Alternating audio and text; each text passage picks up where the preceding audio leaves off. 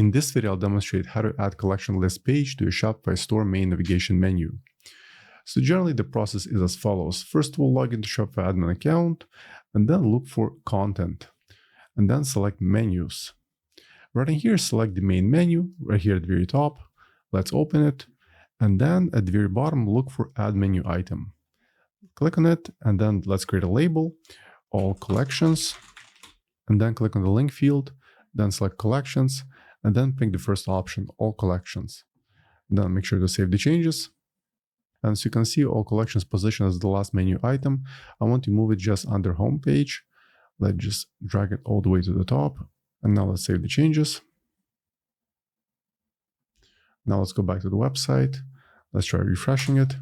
And as you can see, all collections is now part of the main navigation menu. And lastly, in case you wish to add all collections to the footer menu, the process is very similar. Let me go back to Shopify admin. Let's click on menus. Now let's pick footer menu. And now let's select add menu item. And as usual, let's call it all collections.